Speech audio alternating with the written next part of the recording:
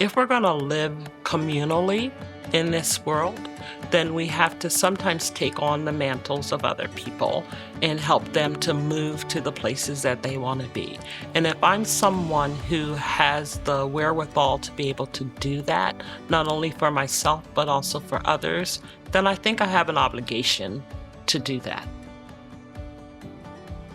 My name is Deborah Wilson Gadsden. I am a licensed social worker in the state of Pennsylvania. I am a 50-year veteran in the child welfare field. I like to do crafts. I crochet, I knit, I like to paint glass, real crafty.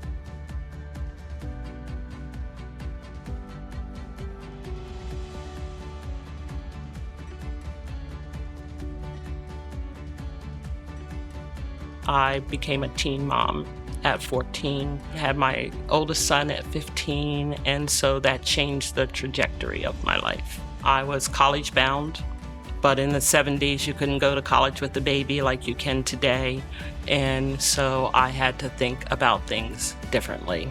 I was able to get my life back on track by starting to work in the child welfare field and understanding what it was that I needed to do and what I wanted for my children and my family and myself. As I look back on my life now, I realize that I did a pretty masterful job of getting myself back on track and getting to the place where I am today.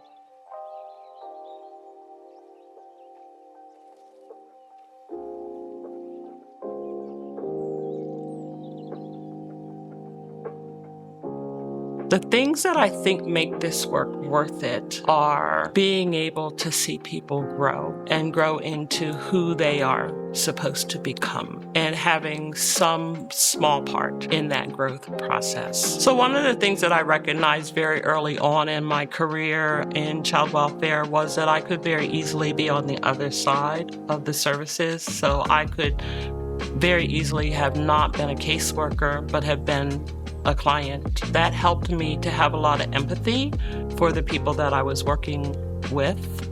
I've had thousands of cases, and there are some that do just stay with me. There's one woman that I helped make some concrete goals. One of the situations that she was dealing with was that she was HIV positive. And in the time that I worked with her, having that diagnosis was seen as a death sentence. And I helped her to make some choices about where her children would be in the event that she would die. I got the opportunity to really advocate for her to be able to have her children where she wanted them to be, not where the agency would want them to be. Generationally, I was taught that you don't do the work that I do. You don't do the work in the equity spaces because as people of color, we're supposed to know our place.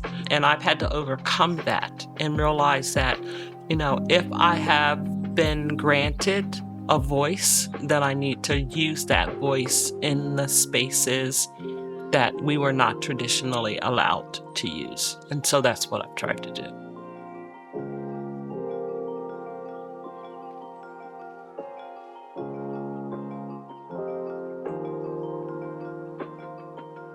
My hope for the YWCA of Lancaster is that people will come to see how important it is to do this work and to create a society in which we can all live together, even with all of our differences. Diversity is a good thing.